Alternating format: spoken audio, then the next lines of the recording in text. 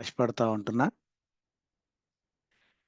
అయితే ఈ ప్రకటన గ్రంథము 19వ అధ్యాయం మనం చదువుకోకముందు ఒక్కసారి ఆహ్, ఈ కొన్ని మొదటి మాటల్ని నేను చెప్పాలని ఆశపడతా ఉన్నాను.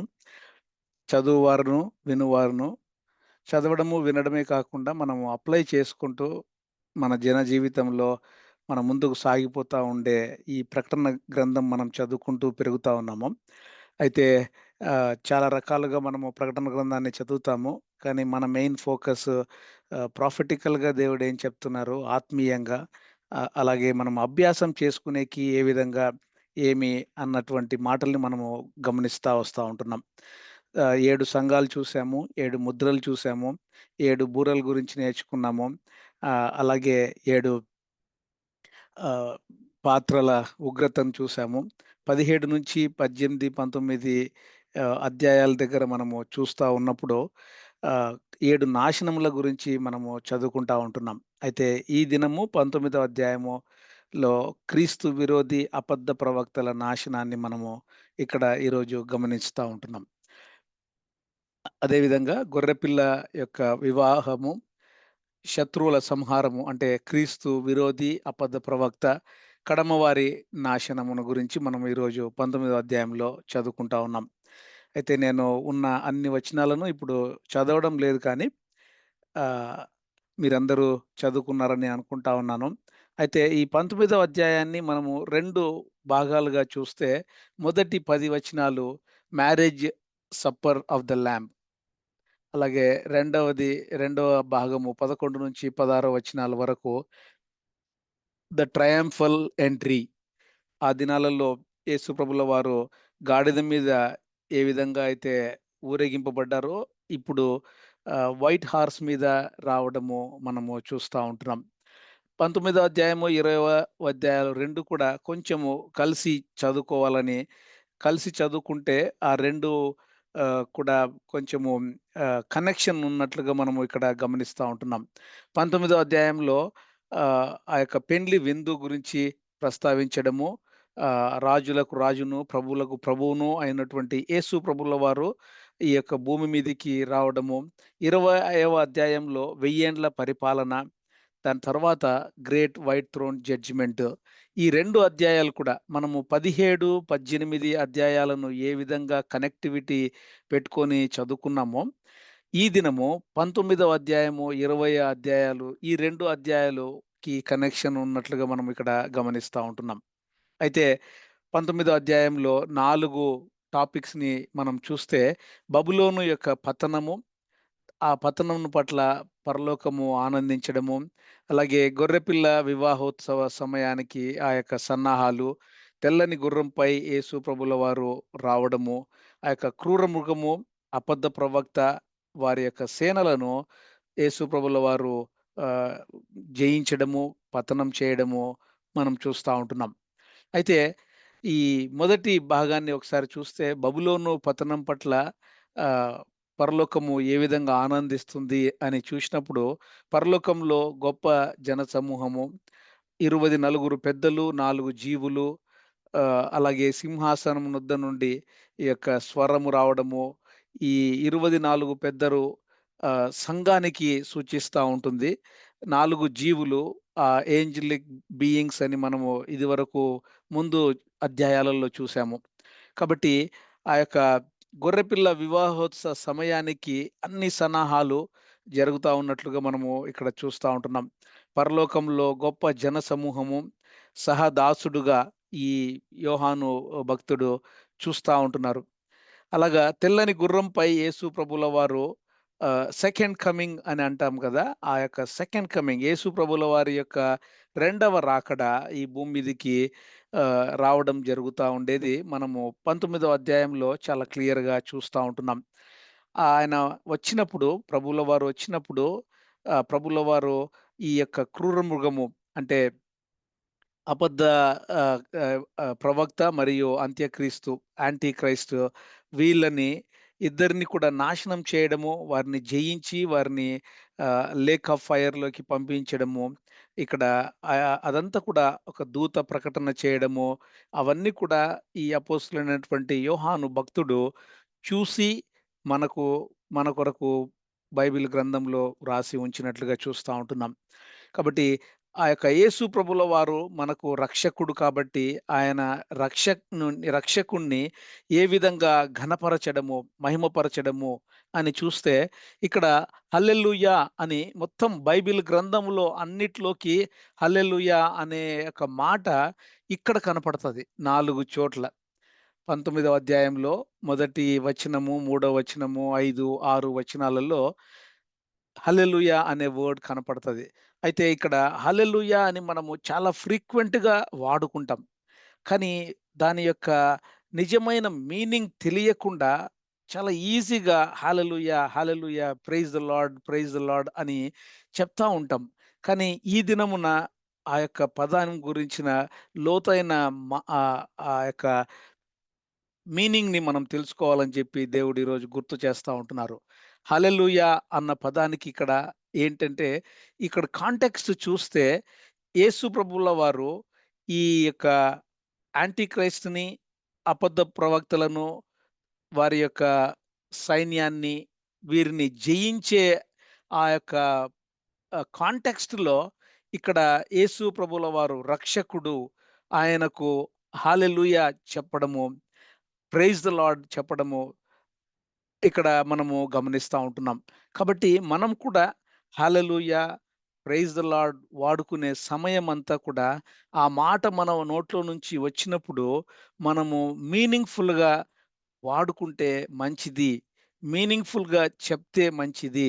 అదేదో ఒక వాడుక భాషలో ఒక ఊత పదంలాగా కాకుండా, ఎప్పుడైతే మనము హల్లెలూయా అని మాట్లాడుతున్నామో, లేదా ఆ యొక్క పదాన్ని మనం ఉచ్చరిస్తా ఉంటున్నామో, ఆ మీనింగ్ ఏంటంటే, యేసు ప్రభుల వారు ఈ యొక్క ఇశ్రాయేలు జనాంగము గురించిన ఈ యొక్క మిగిలిన ప్రజల దేవుని బిడ్డలకు అగెయిన్స్ట్‌గా ఉండేటటువంటి వారందరిని ఆహ్, యాంటీ క్రైస్ట్, అబద్ధ ప్రవక్తలు వారి సైన్యముతో గెలిచే సమయంలో ఈ బ్యాటిల్ ఈ యుద్ధ సమయములో ఆయన గెలుపుకు సూచనగా హల్లెలూయా!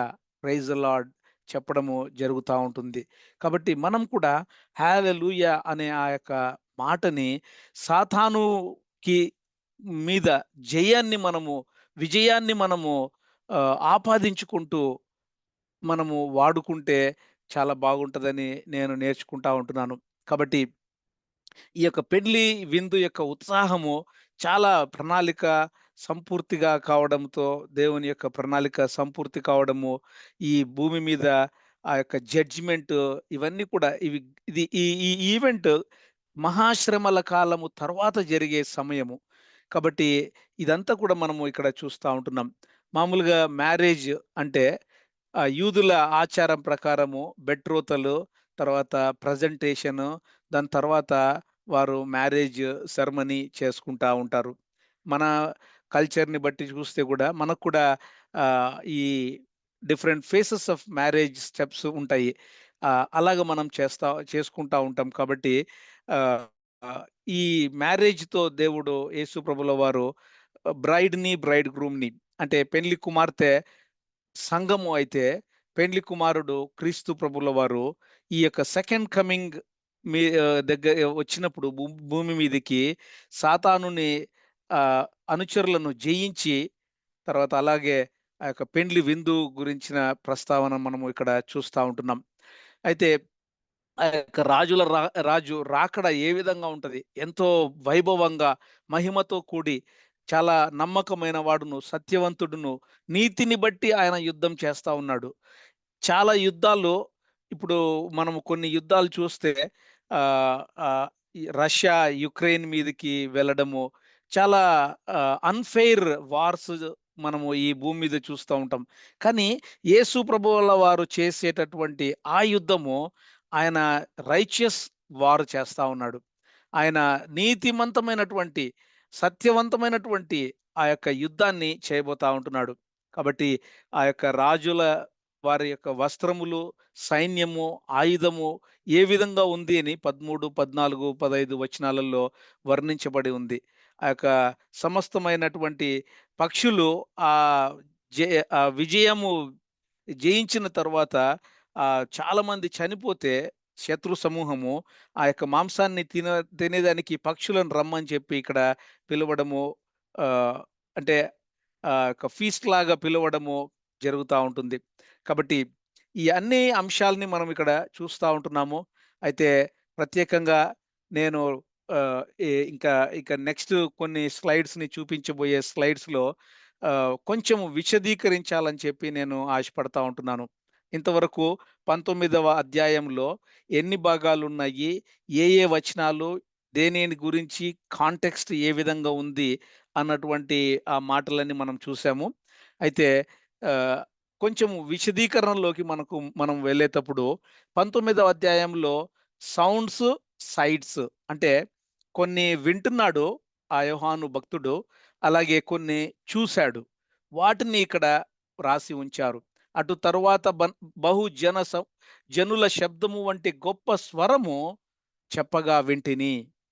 అలాగే ఇక్కడ 6వ వచనంలో కూడా చెప్పగా వింటిని ఉరుముల శబ్దము, యొక్క జనసమూహపు శబ్దము, విస్తారమైన జలముల శబ్దము, బలమైన ఉరుముల శబ్దము అని ఇక్కడ శబ్దము గురించి కొన్ని మాటల్ని, అలాగే కొన్ని సీన్స్‌ని ఆయన చూడ్డము. పరలోకము తెరవబడియుండుట చూచితిని. అప్పుడదిగో తెల్లని గుర్రం ఒకటి కనపడెను. ఆ తెల్లని గుర్రం మీద ప్రభువుల వారు రావడము. 17వ వచనంలో కూడా సూర్యబింబములో నిలిచియుండుట చూచితిని ఒక దూత. అలాగే 19వ వచనంలో కూడా గుర్రము మీద కూర్చున్న వానితో ఆయన సేనతోను యుద్ధము చేయుటకై ఆ క్రూర మృగమును, భ్రూరాజులను, వారి సేనలను కూడియుండగా చూచితిని అని, చూచిన వాటిని, విన్న వాటిని గురించి 19వ అధ్యాయంలో లిఖించబడి ఉన్నాయి. అయితే హల్లెలూయా అన్న వర్డ్ 4 సార్లు మనం చూసాం కదా! కాబట్టి ఆ 4 సార్లు ఎందుకు హల్లెలూయా వాడుతున్నాము అని మనము మీనింగ్‌ఫుల్‌గా మనము దాన్ని వాడుకోవాలి, దాన్ని ఉచ్చరించాలి అని చెప్పి ఇక్కడ దేవుడు మరొకసారి గుర్తు చేస్తా ఉంటున్నాడు. అయితే ఇదంతా కూడా ఎప్పుడు, ఎక్కడ, ఎట్లా జరుగుతది అని ఒకసారి చూస్తే, దయచేసి ఈ ఇమేజ్ ఇదివరకు మనం 2, 3 సార్లు చూసాము. ఇప్పుడు ఒకసారి నేను చాలా బ్రీఫ్‌గా, క్లియర్‌గా ఆహ్, చూపించాలని ఆశపడతా ఉంటున్నాను. క్రీస్తు ప్రభుల వారు భూమి మీద ఉండి శిలువ మ్రాను మీద, ఇక్కడ శిలువ ఉంది గదా! శిలువ మ్రాను మీద చనిపోయి ఆయన 3 దినాలు, 3 రాత్రులు, 3 దినాలు యోనా ఏ విధంగా చేప కడుపులో ఉన్నాడో, క్రీస్తు ప్రభుల వారు కూడా ఇక్కడికి కిందకి వెళ్ళిపోయి ఆ యొక్క అబ్రహాము భోజం దగ్గర వారి దగ్గర వారికి సువార్త పరిచర్య చేయడము, అవన్నీ కూడా మనము ఇదివరకు విన్నాము. వారిని చెరగా పట్టుకొని పోయి ఆ పారడైజ్ దగ్గర ఉంచడము, అదంతా కూడా ఒక ఎత్తైతే, దాని తర్వాత 7 ఏండ్ల శ్రమల కాలము. ఇక్కడ 3:30 సంవత్సరముల శ్రమల కాలము, తర్వాత 3:30 సంవత్సరాల మహాశ్రమల కాలము. ఈ శ్రమల కాలము అయిన తరువాత యేసు ప్రభుల వారు ఇక్కడికి, ఈ ర్యాప్చర్ ఇక్కడ ఎక్కడ జరుగుతది అని చూస్తే, ర్యాప్చర్ మనము ఏమనుకున్నాము, బిఫోర్ ట్రిబులేషన్ అని అనుకుంటే, ఆహ్, ప్రభుల వారు క్లౌడ్స్ మీదికి రావడము, ఆహ్, ఆయన ఆయన క్లౌడ్స్ మీదికి రావడము, ఈ సంఘము ఎత్తబడడము అది జరుగుతది. ఫస్ట్ ఆయన సెకండ్ కమింగ్ అనేది, ఇక్కడ ర్యాప్చర్‌కి, సెకండ్ కమింగ్‌కి డిఫరెన్సెస్ చాలా ఉన్నాయండి. ఆ డిఫరెన్సెస్ నేను తర్వాత స్లైడ్స్‌లో చూపిస్తాను. కాబట్టి ప్రభుల వారు ఇక్కడ సెకండ్ కమింగ్ వస్తా ఉంటున్నారు. అప్పటికే సంఘము ఎత్తబడి ఆయనను ఆహ్, మేఘాలలో కలుసుకుంటది. అయితే ఈ ఈ యొక్క ఆహ్, ఇమేజ్‌ని ఇంకా డీటెయిల్డ్‌గా మనము డిస్కస్ చేసుకోవచ్చు. ఇక్కడికి వచ్చిన తర్వాత ఇక్కడ బ్యాటిల్ ఆఫ్ ఆర్మగెడ్డోన్ అని ఉంది కదా! రెవల్యూషన్ 19వ అధ్యాయము 17-21 వరకు. ఇక్కడ హెర్మెగెద్దోను యుద్ధము జరగడం చూస్తా ఉంటున్నాం. మనము హెర్మెగెద్దోను యుద్ధం గురించి ఆల్రెడీ 19వ ప్రకటన గ్రంథము 16వ అధ్యాయంలో మనము చూసాము. అదే హెర్మెగెద్దోను యుద్ధము ఇక్కడ మళ్ళీ ప్రస్తావింపబడింది. అక్కడ 16వ అధ్యాయం నుంచి 19వ అధ్యాయంకి మధ్యలో ఏమైంది మనం చూసాం. కాబట్టి ఆహ్, సీక్వెన్స్‌గా వ్రాయబడలేదు అని కూడా మనము ప్రకటన గ్రంథం గురించి తెలుసుకుంటూ వచ్చాం. కాబట్టి ఈ హెర్మగెద్దోను యుద్ధము ఇక్కడ ఆ అంత్యక్రీస్తును, తర్వాత అబద్ధ ప్రవక్తను, వారి అనుచరులను లేక్ ఆఫ్ ఫైర్‌లోకి జరిగి పంపించడము జరుగుతది. తర్వాత ఇంకొక మాట, ఆహ్, ఇక్కడ హెల్‌కి, లేక్ ఆఫ్ ఫైర్‌కి కూడా డిఫరెన్సెస్ ఉన్నాయి. హెల్ అనేది ఇదంతా ఒక ఇంటర్మీడియేట్ ప్లేస్ అయితే, ఆ హెల్‌ను కూడా తీసుకెళ్ళి ఆ లేక్ ఆఫ్ ఫైర్‌లో దేవుడు ఆ లేక్ ఆఫ్ ఫైర్‌లోకి ముంచడం అంటే తోసేయడము జరుగుతది. కాబట్టి మనము రాప్చర్ గురించి విన్నాము. హర్మగెద్దోను యుద్ధం గురించి విన్నాము. అయితే ఆ యొక్క యేసు ప్రభుల వారు ఆహ్, మధ్యాకాశానికి వచ్చినప్పుడు సంఘము ఎత్తబడుతది అని మనము ఇవన్నీ కూడా మనము చూసాము. దాన్నే రాప్చర్‌ని secret coming of Lord Jesus Christ in the clouds or with the clouds అని మనం నేర్చుకున్నాం. అయితే ఈ 19వ అధ్యాయంలో ఆయన ఆహ్, ఒలివ కొండ మీద తన యొక్క పాదాన్ని పెట్టబోతా ఉంటున్నారు. అది మనము 19వ అధ్యాయంలో చూస్తా ఉంటున్నాం. ఈ ఇమేజ్‌ని ఒకసారి చూస్తే ఫస్ట్ కమింగ్‌కి, సెకండ్ కమింగ్‌కి ఉన్న కొన్ని డిఫరెన్సెస్‌ని నేను మీ మధ్యకు తీసుకొని వస్తా ఉంటున్నాను. ఒకసారి గమనించండి. ఫస్ట్ కమింగు చాలా సీక్రెట్ బర్త్. బెత్లెహేములో పుట్టారు. అయితే స్క్రిప్చర్స్ లేఖనాల యొక్క ఆధారంగా స్క్రిప్చర్స్‌ని ఫుల్‌ఫిల్ చేస్తూ యేసు ప్రభుల వారు భూమి మీదకి ఫస్ట్ కమింగ్ చాలా సీక్రెట్‌గా వచ్చారు. 33:30 సంవత్సరాలు ఇక్కడ ఈ భూమి మీద ఉన్నారు. పబ్లిక్‌గా ఆయన ఆరోహణమయ్యాడు. ఆయన ఆరోహణమైనప్పుడు అందరూ చూసారు. అలాగే దానికి కాంట్రాస్ట్‌గా ఎగ్జాక్ట్‌గా మనము సెకండ్ కమింగ్‌ని కూడా మనం 2 భాగాలుగా చూస్తే, మధ్యాకాశంలోకి మేఘారూఢుడై రావడము ఆ సీక్రెట్ ర్యాప్చర్‌గా మనం చూస్తా ఉంటున్నాం. Secret rapture in the air. సంఘము ఎత్తబడటమును మనము ర్యాప్చర్. ఆ యొక్క సంఘము మేఘాల మీద, మేఘాలలో ప్రభువుల వారిని ఎదుర్కొంటది. అయితే సంఘమును తీసుకొని ప్రభువుల వారు పబ్లిక్ గా ఇక్కడికి కిందికి రాబోతా ఉన్నాడు. అది మనం ఇక్కడ చూస్తా ఉంటున్నాం. కాబట్టి ఈ ఇమేజ్‌ని కూడా చాలా వర్సెస్ ఉన్నాయి.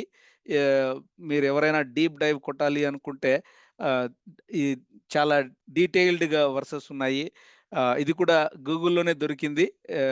కాబట్టి చూడండి. ఇంకా నేను కొన్ని ఇమేజెస్ మీ ముందుకు తీసుకొని వస్తా ఉంటున్నాను.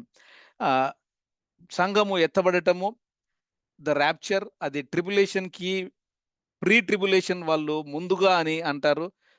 మిడ్ ట్రిబులేషన్ వారు కొన్ని సంఘము కొన్ని శ్రమల గుండా వెళ్తది అని చెప్తారు. కాబట్టి ఒకవేళ ఏదైతేనేమి యేసు ప్రభువుల వారు సెకండ్ కమింగ్ ఇక్కడ రాబోతా ఉంటున్నారు. అయితే కొన్ని అప్లికేషన్ పాయింట్స్‌ని నేను మీ మధ్యకు తీసుకురావాలని ఇష్టపడతా ఉంటున్నాను. జూయిష్ కల్చర్‌లో మ్యారేజెస్ ఎలాగ జరుగుతాయి అంటే, ఒక పెండ్లి కుమార్తె, పెండ్లి కుమారుడు ప్రదానము చేయబడిన తరువాత, పెండ్లి కుమారుడు పెండ్లి కుమార్తెకు డౌరీ ఇచ్చి, ఆ యొక్క పెండ్లి కుమార్తె కు డౌరీ ఇచ్చి ప్రదానం చేసుకుంటాడు. దాన్ని ఎంగేజ్‌మెంట్ అని అంటారు. దాని తర్వాత వాళ్ళెళ్ళిపోతారు. పెండ్లి కుమారుడు, తన యొక్క కుటుంబము. ఇక్కడ మ్యారేజ్ అంటే కూడా మనము చూస్తా ఉంటున్నాం గదా! ఇద్దరు తల్లిదండ్రులు వారు వారి యొక్క పెండ్లి కుమార్తె, పెండ్లి కుమారుడుని వారు అరేంజ్ చేస్తారు. అయితే వారు ఎళ్ళిపోతారు. ఒక ప్రాబబ్లీ 6 మంత్సో లేదా 1 ఇయరో. దాని తర్వాత తిరిగి వారు వస్తారు. అప్పుడు వచ్చినప్పుడు అక్కడ అప్పుడు బెట్రోతల్ జరుగుతది. దాని తర్వాత ఫీస్ట్ జరుగుతది. మన మన ఇండియన్ కల్చర్‌లో కూడా మోర్ ఆర్ లెస్ సేమ్ అలాగే ఉంటాయి అని కూడా మనము అందరము అందరికీ తెలిసిన మ్యారేజ్ సెలబ్రేషన్స్. అయితే ఇక్కడ కొంచెం నేను డీటెయిల్డ్‌గా ఈ మ్యారేజ్ గురించి మాట్లాడాలని ఇష్టపడతా ఉంటున్నాను. ఆహ్, యూదుల కల్చర్‌లో బెట్రోతలు, తర్వాత బ్రైడ్ గ్రూమ్ పెండ్లి కుమారుడు తిరిగి పెండ్లి కుమార్తె ఇంటికి వెళ్ళి అక్కడ 7 డేస్ సెలబ్రేషన్ జరుగుతది. వెడ్డింగ్ బ్యాంక్వెట్ అంటారు. అదే మత్తయి సువార్త 25వ అధ్యాయంలో పారబుల్ ఆఫ్ 10 వర్జిన్స్ అని కూడా మనము చూస్తా వచ్చాం కదా! కాబట్టి ఈ మ్యారీడ్ లైఫ్ ఎలాగా ఉంటది అని దాంతో ఒక వివాహముతో ప్రభువుల వారు తన యొక్క రాకడని, పెండ్లి కుమారుడిని, పెండ్లి కుమార్తెతో ఇవన్నీ కూడా సూచనగా ఎందుకంటే మనకు అర్థం అవ్వాలి అని. ప్రజలకు, దేవుని బిడ్డలకు ఆ దినాలలో యూదులకైతేనేమి, ఈ దినాలలో మనకైతేనేమి మ్యారేజ్ మనం అర్థం చేసుకుంటూ దానికి ఇచ్చే ఇంపార్టెన్స్‌లో ఈ యొక్క పెళ్లి కుమారుడు, పెళ్లి కుమార్తె సన్నివేశంతో మనకు ప్రభుల వారు సహాయం చేస్తా ఉన్నారు. అయితే ఇక్కడ చూడండి, సంఘాన్ని ప్రభువుల వారు కొన్నారు. ఎట్లా కొన్నారు? ఆయన స్వరక్తం ఇచ్చి, ఆయన శిలువ మ్రాను మీద చనిపోయి, తిరిగి లేచి, నీ గురించి, నా గురించి, నీ పెనాల్టీని, నా పెనాల్టీని ఆయన ఏ శిలువ మ్రాను మీద తన జీవితాన్ని అర్పించాడు. ఎవరైతే హృదయమందు విశ్వసించి, నోటితో ఒప్పుకుంటారో, వారు రక్షణ పొందిన వారై, మారుమనస్సు పొందిన వారై, ఆ సాల్వేషన్, ఆ బెట్రోతల్ అనే ఆ యొక్క ఆహ్, క్రియను కంప్లీట్ చేసిన వారంగా మనము ఉంటున్నాం. యేసు ప్రభుల వారు స్వరక్తమిచ్చి సంఘాన్ని కొన్నారు. అయితే సీక్రెట్‌గా ర్యాప్చర్ జరుగుతా ఉంటది. అది ఏంటి అంటే సంఘము ఎత్తబడతది. సంఘము ప్రభువుల వారిని ఆ యొక్క మేఘములో కలుసుకుంటారు. దాన్ని మనము ఇక్కడ braid groom returns to clouds అని మనం ఇక్కడ చూస్తా ఉంటున్నాం. దాని తర్వాత ఈ దినము 19వ అధ్యాయంలో చదువుకుండే ఈ వాక్య భాగము ఈ వెడ్డింగ్ బ్యాంక్వెట్ ఆఫ్ ద లాంబ్‌గా మనం చూస్తా ఉంటున్నాం. యేసు ప్రభుల వారు భూమి మీదకి ఒలీవ కొండ మీదకి కాళ్ళు మోపి శత్రువును సంహరించి ఆయన వెయ్యేండ్లు పరిపాలించే సమయము ఆ wedding banquet 7 days of celebration అని యూదుల కల్చర్‌లో ఏ విధంగా ఉందో, ఇక్కడ వెయ్యేండ్ల పరిపాలన అదొక బ్యాంక్వెట్‌కి సెటప్‌గా మనం ఇక్కడ చూస్తా ఉంటున్నాం.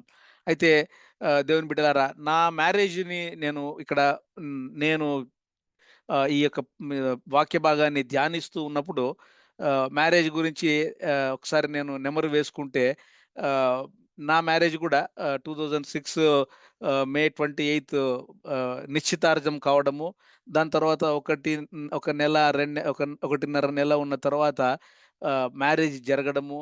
దాని తర్వాత మ్యారేజ్ అయిన తర్వాత మేము కుటుంబముగా జీవించడము మేము చేస్తా ఉంటున్నాం.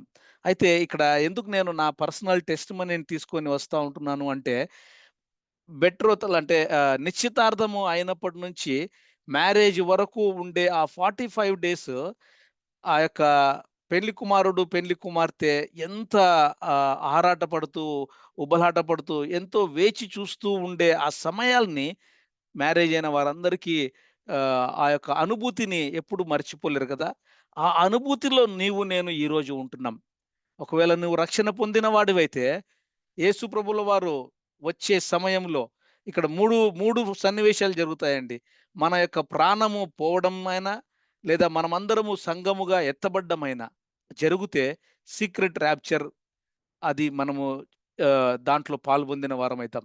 అయితే తిరిగి ఆ యొక్క మ్యారేజ్ అయిన తర్వాత మ్యారీడ్ లైఫ్‌ని మనం ఏ విధంగా జీవిస్తా ఉంటున్నామో, ఆ జీవితము వెయ్యేండ్ల పరిపాలన జీవితానికి మనము ముందుకు వెళ్ళబోతున్నట్లుగా ఇక్కడ మీ మ్యారేజెస్‌ని కూడా నేను గుర్తు చేస్తూ, ఇక్కడ నేను నా పర్సనల్ టెస్టిమనీని మీ దగ్గరికి తీసుకొని వస్తా ఉంటున్నాను. కాబట్టి ర్యాప్చర్ వేరే, సెకండ్ కమింగ్ వేరే. తెలిసి తెలియక ఈవెన్ నేను కూడా అంత అవగాహన లేని సమయంలో యేసుప్రభుల వారొస్తారు. రెండవ రాకడ, సెకండ్ కమింగ్ అని మనము వాటి మెసేజెసే వింటాం గానీ, కొంచెం లోతుగా మనము ప్రకటన గ్రంథంలో మనము ధ్యానిస్తూ ఉన్నప్పుడు, ర్యాప్చర్ అంటే సంఘము ఎత్తబడటము వేరే, క్రీస్తు ప్రభువుల వారు రెండవ రాకడ ఆ 2 డిఫరెంట్ ఈవెంట్స్‌గా మనం ఇక్కడ చూస్తా ఉంటున్నాం. యేసు ప్రభుల వారు ఫస్ట్ కమింగ్‌కి, సెకండ్ కమింగ్‌కి డిఫరెన్స్ ఏంటంటే, ఫస్ట్ కమింగ్‌లో ఆయన గొర్రెపిల్లగా వచ్చారు. అయితే సెకండ్ కమింగ్‌లో ఆయన ఒక లయన్ ఆఫ్ ద ట్రైబ్, ఒక సింహాసన ఆసీనుడై ఆయన రావడము మనం చూస్తా ఉంటున్నాం. ఫస్ట్ కమింగ్‌లో ఆయనని చెంప మీద కొట్టారు, ఉమ్మేశారు.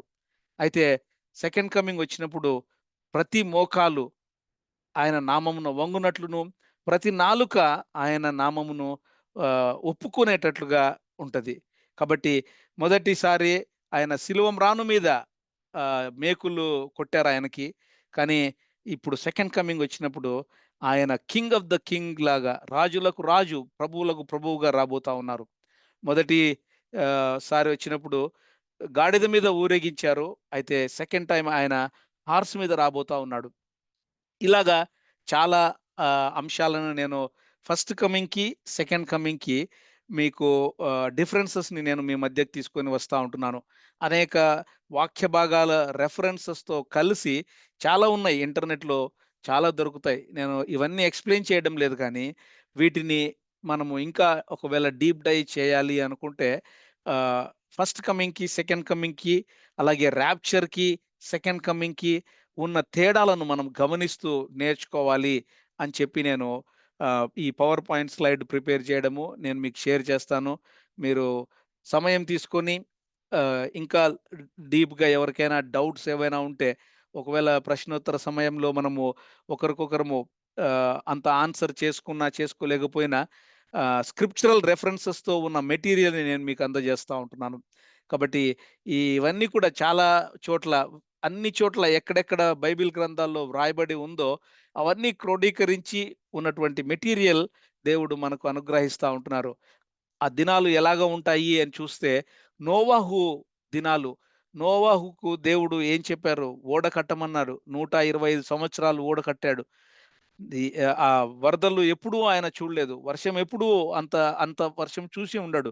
కానీ నిరీక్షణతో, విశ్వాసముతో ఆయన నోవాహు ఓడ కట్టాడు. కాబట్టి ఈ దినాలలో నీవు నేను ఉంటున్నాం. కొరింథీయులకు రాసిన పత్రిక 13వ అధ్యాయము 13వ వచనంలో ఏమని ఉంటది? విశ్వాసము, నిరీక్షణ, ప్రేమ. ఈ మూడిట్లో విశ్వాసము నిరంతరము నిలుస్తది అని వాక్య భాగంలో ఉంటది. కాబట్టి ఒక్కసారి యేసు ప్రభుల వారు వచ్చి తన సంఘముతో ఇక్కడ వెయ్యేండ్ల పరిపాలన చేసే ఆ సమయంలో ఇంకా విశ్వాసానికి, నిరీక్షణకు ఏమాత్రము తావు ఉండదు. ఎందుకంటే మనము ఫెయిత్ యేసు ప్రభుల వారు వచ్చేంత వరకు మాత్రమే ఎక్సర్‌సైజ్ చేస్తాం. నిరీక్షణ కూడా మనం నిరీక్షించేది ఎవరి గురించి అంటే మనము ప్రభువుల వారి దగ్గరికి పోవడమో, లేదా ప్రభువుల వారు మన దగ్గరికి రావడమో, ఇన్ పర్సన్‌గా మనము ఇక్కడ చూడాలని చెప్పి ఆశపడతా ఉంటున్నాం. అయితే ఇక్కడ దేవుడు నాకు నేను ధ్యానిస్తూ ఉన్న సమయంలో నాకు ఒక మాటని గుర్తు చేస్తా వచ్చారు. ఈ ఈ వారంలో. ఏంటి అంటే ఈ ఈ దినాలు ఏ విధంగా ఉన్నాయి? ఎంత భయంకరంగా ఉన్నాయి కదా! అని చెప్పి మనము ఈ దినాలను గురించి భయపడతా ఉంటాం కానీ, ఒక్కొక్కసారి క్రీస్తు ప్రభుల వారి పైన ఉండే మమేకమైనటువంటి నిరీక్షణని మనం కోల్పోతా ఉంటాం. కాబట్టి మనము ఈ ఈ సర్కమ్‌స్టాన్సెస్‌ని చూసి భయపడడం కంటే, మనము దేవుని వైపు చూస్తూ ఎత్తబడే గుంపులో ఉండాలని, లేదా ప్రభువును చేరే గుంపులో ఉండాలని చెప్పి మనము ఇక్కడ నేర్చుకుంటా ఉండాలి. అయితే ఇక్కడ ఇంకోసారి గమనిస్తే ఆహ్, బబులోను కూలిపోవడము, బబులోను నాశనం అయిపోవడము. ఎందుకంటే ఆ బబులోను సత్యము అంటే truth mixed with some errors. Relative ట్రూత్‌గా కూడా మనము కింది చాప్టర్స్‌లో చూసాం కదా! దానికి ఎగ్జాంపుల్ ఏంటంటే మిల్క్. ఆ మిల్క్‌లో ఒక్క డ్రాప్ ఆఫ్ పాయిజన్ ఉన్నా కూడా ఆ మిల్క్ తాగితే మనం చనిపోతాం. కాబట్టి 17, 18 అధ్యాయాలలో మనము చాలా క్లియర్‌గా గమనించాం. లోకములో మనం ఉంటున్నాము. కానీ లోకము మనలో ఉండకూడదు. కాబట్టి ఏ విధంగా మనము పవిత్రంగా దేవుణ్ణి మనం అంటిపెట్టుకొని పెరుగుతా ఉన్నాము అని దేవుడు మనకు గుర్తు చేస్తా ఉంటున్నాడు. ఎందుకంటే ఆయన వచ్చే సమయంకు ఆ economic system, religious system, political system ఇవన్నీ కూడా they will come to an end. అప్పుడు 24 పెద్దలు, నలుగురు జీవులు అక్కడ ఆరాధన చేయడము. మనం కూడా దేవుణ్ణి క్రీస్తు ప్రభుల వారిని ఆరాధన చేయాలి అని చెప్పి మనం ఇక్కడ గమనిస్తా ఉంటున్నాం. అపోస్తుల కార్యములో ఒకటో అధ్యాయంలో చూస్తే ఆహ్, ఆహ్, ఒలీవ వనమడినబడిన కొండ నుండి యెరూషలేమునకు ఏ విధంగా అయితే వారు యేసు ప్రభుల వారు గూడా అదే కొండ మీద నుండి ఏ విధంగా అయితే పరలోకానికి చేర్చబడినాడో, అదే కొండ మీదికి వస్తారు అని చెప్పి ప్రవచన వాక్యాలు కూడా జకర్యాలో కూడా అక్కడ వ్రాయబడి ఉన్న వచనాల్ని నేను మీ మధ్యకు తీసుకొని వస్తా ఉంటున్నాను. కాబట్టి ఈ సెకండ్ కమింగ్ అనేది 7 స్టేజెస్‌లో ఉంటది. జస్ట్ ఊరికే ఇలాగ వచ్చేస్తారు అని మనము ఊహించుకోవడం కంటే 7 స్టేజెస్ ఉంటది. ఫస్ట్ స్టేజ్‌లో ఈ ట్రిబులేషన్ అంటే మహాశ్రమల కాలం అంతా కూడా అయిపోయిన తరువాత ఈ అంత్యక్రీస్తు తర్వాత ఆహ్, ఆహ్, అబద్ధ బోధకులు, అబద్ధ ప్రవక్తలు వాళ్ళందరూ ఏ విధంగా అయితే యూదులను, ఇశ్రాయేలీయులను మోసం చేసి వాళ్ళు లోపరుచుకుంటారో, లోపరుచుకొని ఇదంతా జరిగిపోవాలి. దాని తర్వాత కమర్షియల్ బబులోను ఈ ఎకనామిక్, పొలిటికల్, కమర్షియల్ ఈ ఈ బబులోను అంటే ఈ సిస్టమ్ అంతా కూడా నాశనం అంటే ఎండ్‌కొచ్చేస్తది. అప్పుడు యెరూషలేము, యెరూషలేము యూదులకు, దేవుని బిడ్డలకు సపోర్ట్‌గా ప్రభువుల వారు వచ్చి, అప్పుడు ఆ యొక్క అంత్యక్రీస్తును, అబద్ధ బోధకులను, అబద్ధ ప్రవక్తులను ఆహ్, ఒలివ కొండ తూర్పునకును, ఎడమకును, అలాగే ఉత్తరమునకును, దక్షిణమునకు ఇలాగ విడిపోవడము జరుగుతది. అక్కడ ఒక పెద్ద లోయ ఏర్పడతది అని 19వ అధ్యాయంలో చూస్తా ఉంటున్నాం మనం. కాబట్టి మేఘారూఢుడై ఆయన యేసు ప్రభుల వారు వస్తూ తెల్లటి గుర్రము మీద వచ్చి ఆయన ఒలీవ కొండపైన కాలు మోపడము, ఆ యొక్క ఈ లూసిఫర్‌ని బంధించడము, బాటమ్‌లెస్ పిట్ అగాధములో బంధించడము, ఈ ఆహ్, అంత్యక్రీస్తు తర్వాత అబద్ధ ప్రవక్తలను వీళ్ళందరినీ ఫాల్స్ ప్రాఫిట్స్‌ని, బీస్ట్‌ని లేక్ ఆఫ్ ఫైర్‌లోకి వెయ్యడము.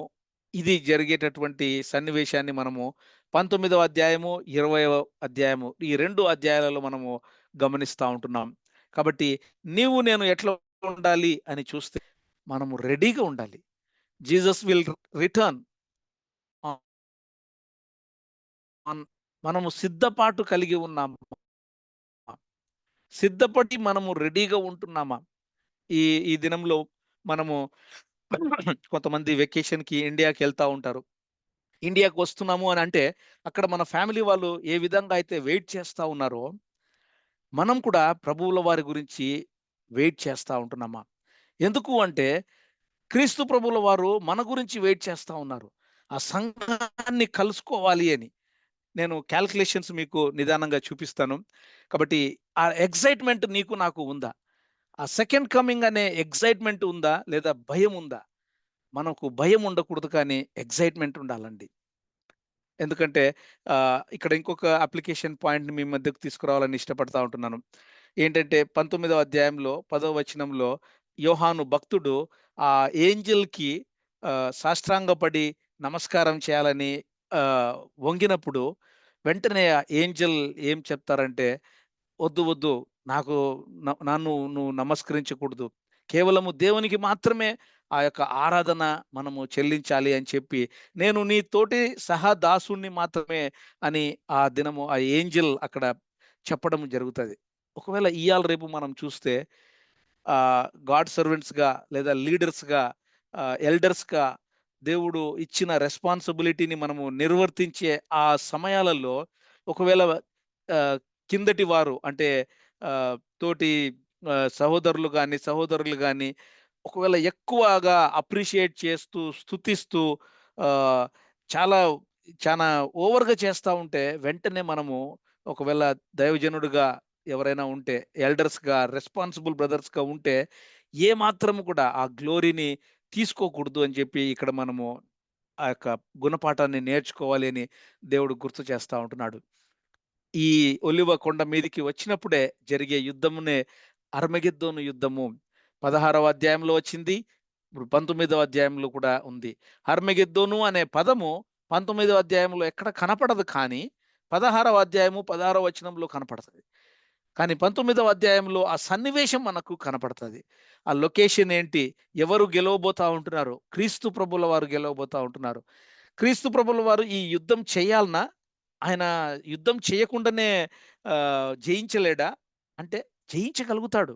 కానీ ఆయన ప్రణాళిక ఏంటి అంటే, ఈ అంత్యక్రీస్తును, ఫాల్స్ ప్రాఫెట్‌ని, ఈ లూసిఫర్‌ని ఆయన తన యొక్క సంఘముతో కలిసి రావడము, అక్కడ యుద్ధములో యేసు ప్రభుల వారు ఈ ఇశ్రాయేలీయులకు, యూదులకు రెమనెంట్ బిలీవర్స్‌కి వీళ్ళకి సపోర్ట్‌గా నిలిచి వాళ్ళ తరపున యుద్ధము చేసి గెలవడాన్ని మనము ఇక్కడ చూస్తా ఉంటున్నాం.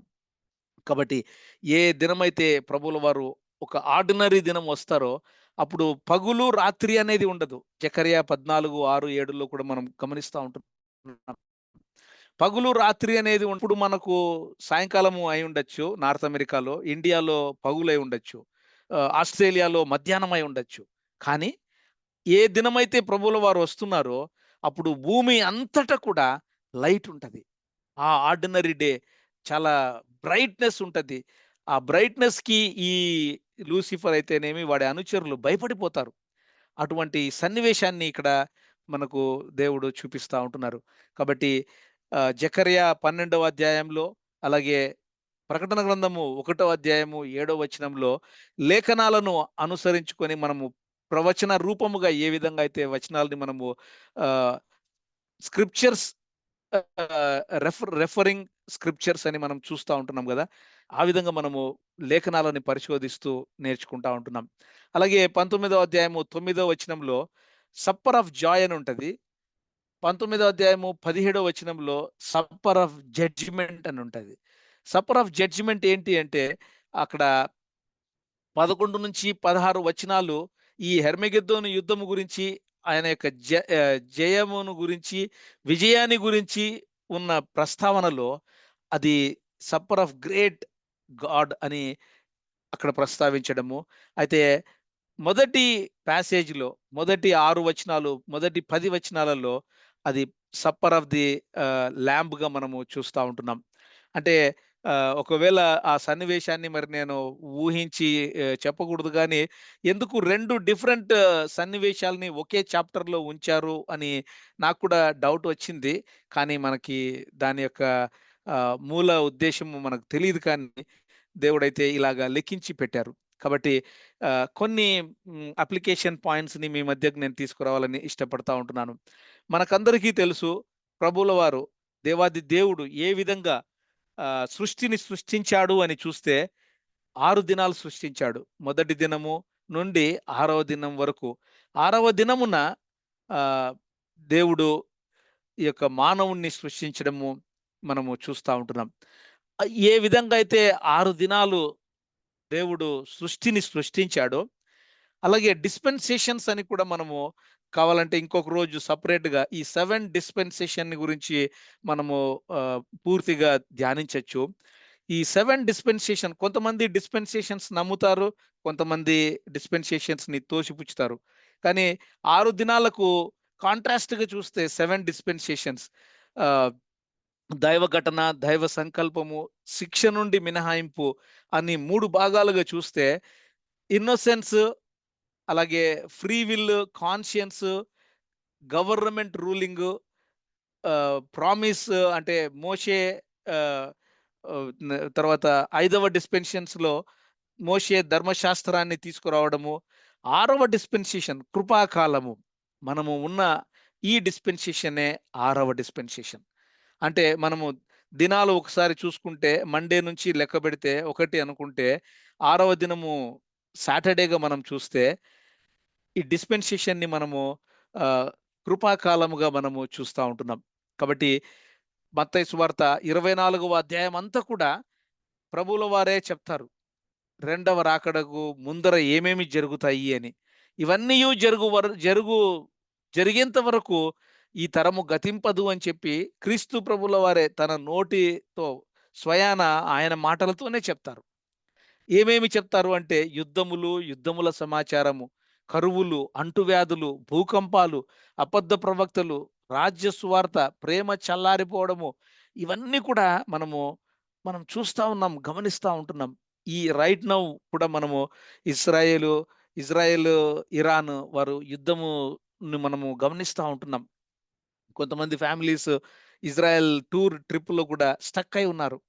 కాబట్టి ఇవన్నీ కూడా మనము చూస్తా ఉంటే 7 signs of Lord Jesus Christ coming, second కమింగ్‌ని మనం చూస్తే టెక్నాలజీ కూడా ఎంత విరివిగా ఉంది. టెక్నాలజీ తర్వాత ఆహ్, చాలామంది యాంటీ క్రైస్ట్‌ని ఫాలో అవ్వడము, తర్వాత ప్రేమ చల్లారడము, ఇవన్నీ కూడా మనము చూస్తా ఉంటున్నాం. అయితే ఒకసారి ఈ ఏజ్‌ని మనం చూస్తే ఆ డిస్పెన్సేషన్ ప్రకారము నంబర్ ఆఫ్ ఇయర్స్‌ని నేను స్ప్రెడ్‌షీట్‌లో పెట్టి యాడ్ చేసి ఒకసారి చూస్తే 6 డిస్పెన్సేషన్స్‌లో అంటే ఇన్నోసెన్స్, కాన్షియన్స్, సివిల్ గవర్నమెంటు ఇలాగ చూస్తే ఇన్ని సంవత్సరాలు ఇవన్నీ సంవత్సరాలు వాక్య భాగములో, ధర్మశాస్త్రములో వ్రాసి ఉంచినటువంటి ఇయర్సే. ఆదాము నుండి నోవహు వరకు 2 తరములు, నోవహు నుండి క్రీస్తు ప్రభుల వారి వరకు 4 తరములు, తర్వాత ఇప్పుడు ఉండే మనము తరము 6వ తరముగా మనం చూస్తా ఉంటున్నాం. ఒకసారి గమనించండి. అవన్నీ లెక్క వేసుకుంటే 6064 సంవత్సరాలు మనము మానవు యొక్క ఉనికి 6064 సంవత్సరాలు. దాని తర్వాత సెవెంత్ డిస్పెన్సేషన్‌గా చూస్తే 1000 ఏండ్ల పరిపాలనగా 1000 అని అక్కడ 1000 సంవత్సరాలు అని మనం చూస్తే దయచేసి ఇక్కడ గమనించండి. మండే నుంచి సండే వరకు 7 దినాలుగా లెక్కాచారం మనం చేసుకుంటే, మండే ఒకవేళ ఫస్ట్ డే అనుకోని, ట్యూస్‌డే సెకండ్ డే ఈ విధంగా చూస్తే మనము సాటర్‌డేని 6వ దినముగా చూసుకుంటే, నీవు నేను ఉన్న కాలము ప్రస్తుతము సాటర్‌డేగా ఒకవేళ వర్ణిస్తే, సాటర్‌డేగా మనము ఇమాజిన్ చేసుకుంటే, సాటర్‌డే తర్వాత ఏమొస్తది? సండే వస్తది. సండే ఏంటి? అదే వెయ్యేండ్ల పరిపాలన. కాబట్టి సాటర్‌డే మిడ్‌నైట్ మనము రాత్రి 11 గంటల 59వ సెకండ్ దగ్గర ఉంటున్నాం. కాబట్టి 59వ సెకండ్ అంటే ఆ ముల్లు ఇంక ఏ క్షణమైనా రావచ్చు. ఎందుకు అని మనం చూస్తే ఈ సండే వెయ్యేండ్ల పరిపాలనగా మనం సూచిస్తే నెక్స్ట్ వీక్ కొత్త వారము. ఆ వారం ఏంటి అంటే మనం ఇటర్నిటీ, నూతనము, నూతనత్వము, నిత్యత్వములోకి అడుగు పెట్టబోతా ఉంటున్నాం. కాబట్టి దయచేసి గమనించండి. We are living on Saturday night. Weekend night Saturday night ఏ విధంగా మనము చాలా సంబరాలతో అబ్బా! వీకెండ్ గదా! అని మనం అనుకుంటామో, క్రైస్తవులు, బిలీవర్సు సండే ఆహ్, బల్ల ఆరాధన కోసము దేవుణ్ణి ఆరాధించాలని, దేవుని సన్నిధి కోసము ఏ విధంగా అయితే ప్రిపేర్ అయితారో, నీవు నేను ప్రతి క్షణము ఆ విధంగా సిద్ధపడుతూ వెయ్యేండ్ల పరిపాలన కొరకు సంఘము ఎప్పుడైనా ఎత్తబడొచ్చు. నీవు నేను ఎప్పుడైనా పోవచ్చు. మన ప్రాణం పోవచ్చు. లేదా సంఘం ఎత్తబడొచ్చు. సంఘం ఎత్తబడిన తర్వాత ఒకవేళ 7 ఏండ్ల శ్రమల కాలము తర్వాత దేవుడు రావడము. ఇవన్నీ జరిగే అతి చేరువగా అంటే చాలా క్షణాలలో మనము ఉన్నామని ఇక్కడ దేవుడు గుర్తు చేస్తా ఉంటున్నాడు. ఒక అనాలజీని నేను తీసుకుంటా ఉంటున్నాను. మన ఫ్రిడ్జ్‌లో మనం ఫుడ్ పెట్టుకుంటాం గదా! ఒక్కొక్కసారి ఫ్రిడ్జ్‌లో ఉన్న ఫుడ్ ఎక్స్‌పైర్ అయిపోయి ఉంటది. అయినా కూడా మనము ఒక్క రోజు గదా! ఏం కాదులే. అరే! లాస్ట్ నైటే గదా! ఎక్స్‌పైర్ అయింది. అయినా ఏం కాదులే అని తింటాం. అది తిన్నంత మాత్రాన మనకేమి అది పాయిజన్ అయిపోదు. అలాగే మెడిసిన్ కూడా. ఒకవేళ కోల్డొచ్చింది. అడ్విల్ గాని, లేదా ఐబుప్రూఫిన్ గాని మనము చూస్తే మన దగ్గర అరే! లాస్ట్ నైటే ఎక్స్‌పైర్ అయిపోయిందే. మరి వెంటనే మనం ఈరోజు తినచ్చా అని అనుకుంటాము. కానీ 1 డేనే కదా! ఒక్కొక్కసారి 1 ఆర్ 2 డేస్ ఇటు అటు ప్లస్ ఆర్ మైనస్ అని చెప్పి మనము తినేస్తాం. ఆ టాబ్లెట్ అయినా లేదా ఫుడ్ అయినా.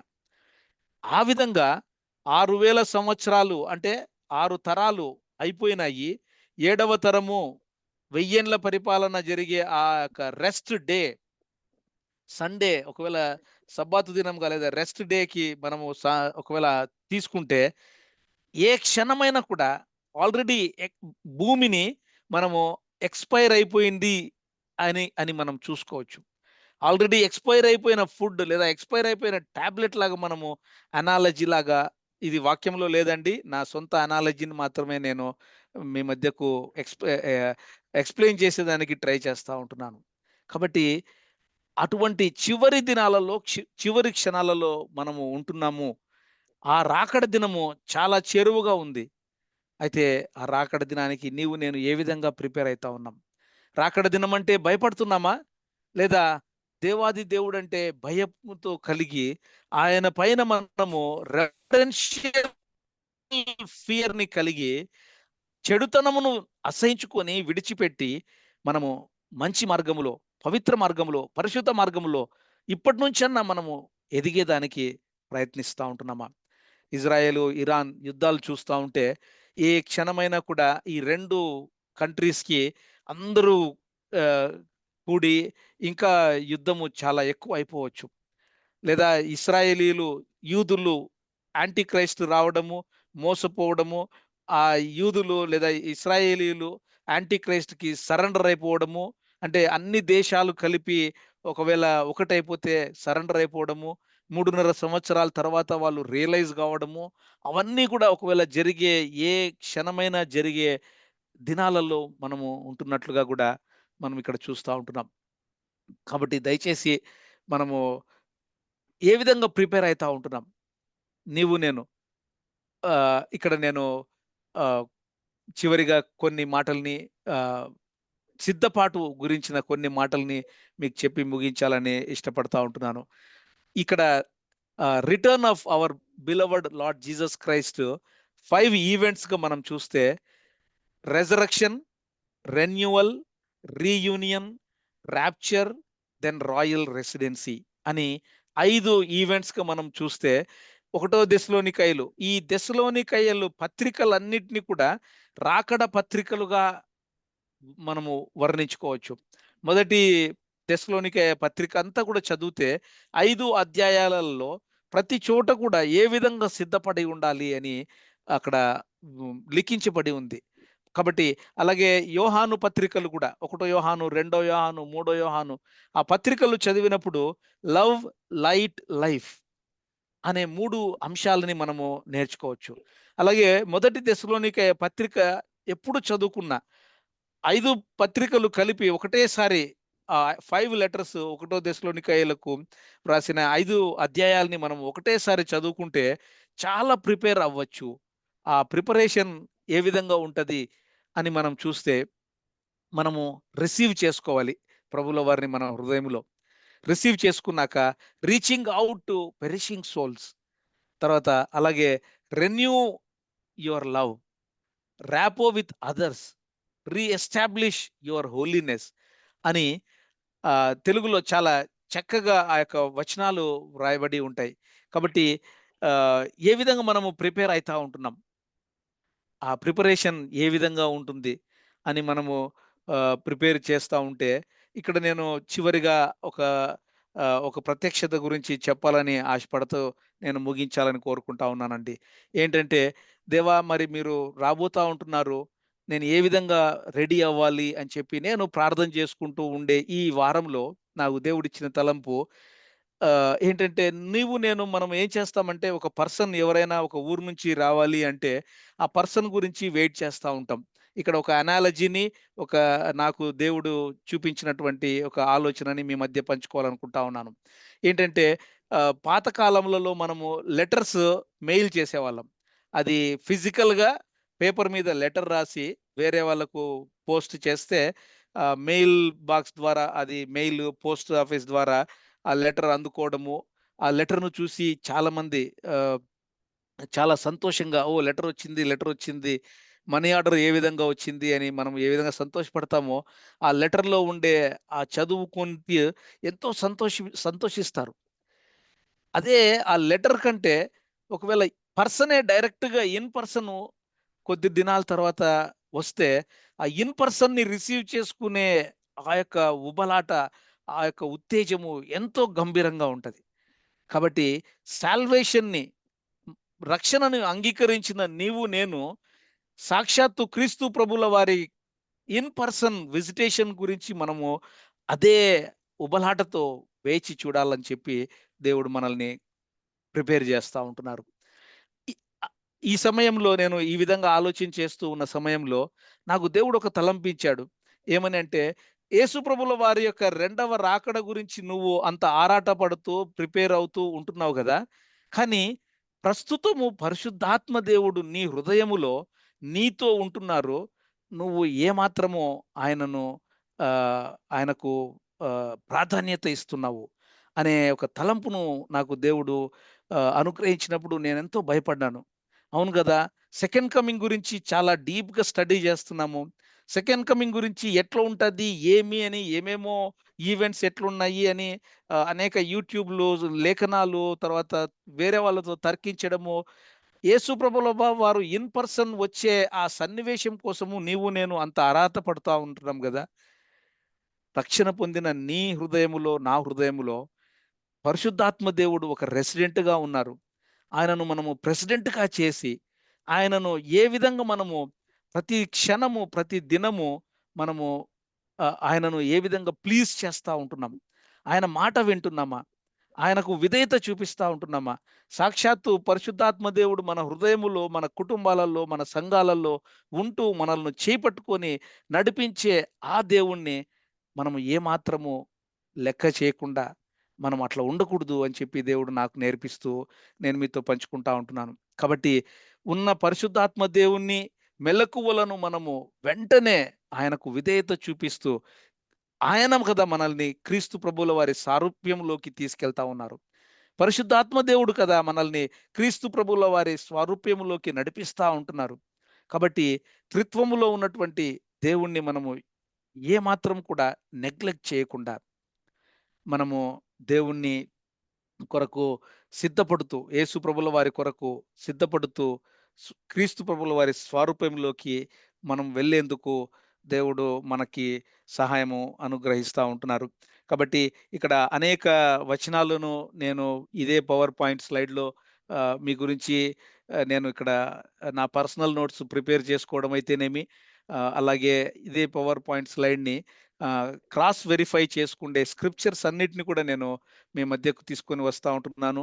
ఎవరికైతే డీప్ డైవ్ చేయాలని ఇష్టపడతా ఉంటున్నారో వారు దయచేసి పవర్ పాయింట్ స్లైడ్స్ తీసుకొని ఇంకా డీప్ డైవ్ చేయాలని చెప్పి నేను కోరుకుంటూ ఇక్కడ ముగిస్తా ఉంటున్నాను. అయితే ఆహ్, ఈ లేఖనాలలో ఎక్కడ ఉంది, ఎట్లా, ఏమి అని తర్కించుకోవడము లేదా ధ్యానించుకోవడము, జ్ఞానం సంపాదించుకోవడం కంటే పరిశుద్ధాత్మ దేవునిని మనము అనుక్షణము అనుక్షణము విధేయత చూపిస్తూ, పరిశుద్ధాత్మ దేవుడు చెప్పిన మాట చొప్పున మనము ఆయనను నొప్పించకుండా, ఆయనను బాధ పెట్టకుండా, మనము మంచి బ్రతుకు బ్రతకాలని చెప్పి దేవుడు మనకు ఈ సమయంలో ఈ మాటల్ని గుర్తు చేస్తూ ఆ యొక్క వాక్య భాగము ఆహ్, ని దేవుడు ముప్పదంతలుగాను, అరవదంతలుగాను, నూరంతలుగాను దీవించాలని నేను ముగిస్తా ఉంటున్నానండి.